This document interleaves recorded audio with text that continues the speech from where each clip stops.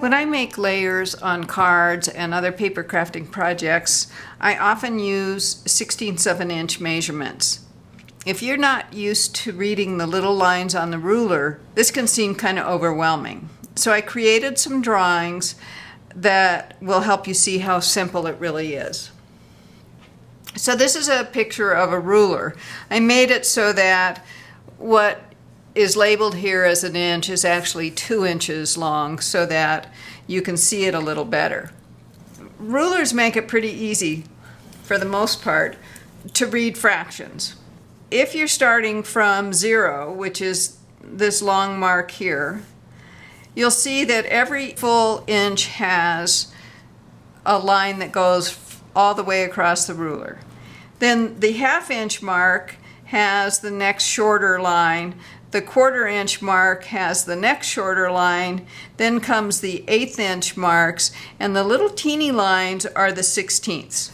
When you're using a paper cutter, you're actually seeing the ruler backwards. So this is 1 inch, 2 inch, 3 inches, and so on. So if I need a piece that is 3 inches long, I'm going to place the end of the cardstock that I'm going to be saving against the 3-inch mark, and then when I slide my cutting blade, I'm going to have a piece that's the desired length. So here's my drawing of a paper cutter. It's a little crude. This is supposed to be the cutting groove, and this is the plastic guide. So if I need something that is 1 1/2 inch, for example, here's the 1. I'm going to go to the 1/2 inch mark here. Now our current paper cutter isn't set up quite as clearly as the ruler is with the different size lines because the 1/4 inch, 1/2 inch, and 3/4 inch marks all look the same. So sometimes when I'm working with a paper cutter and I'm going to need to use the same measurement over and over, I'll make a mark where it goes. So if I will be doing 2 5/8, I'll just take and mark it with my Sharpie or something like that, so that I don't have to figure out which line it is.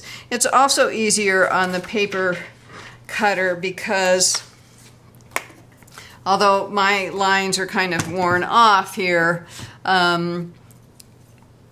every 1/4 of an inch there's a line that goes all the way down the cutter. Needless to say, I'm eagerly awaiting Stampin' Up's new trimmer since the lines are covered with clear plastic so they won't rub off.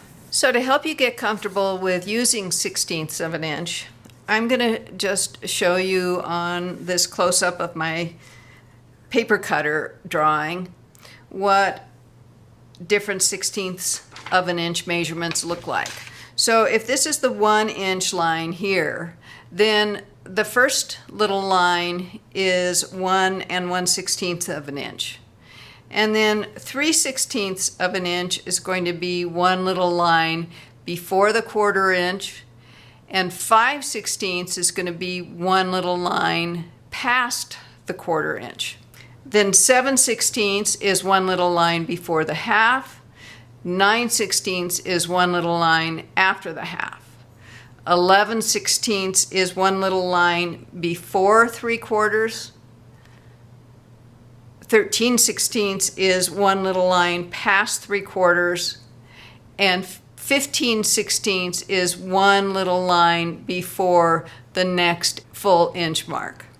So I hope that helps if you're having trouble with the 1/16 inch fractions. I'm going to put a link where you can download these drawings and the list of 1/16 inch marks that I just read off. So that'll be a tool that you can have if you need it.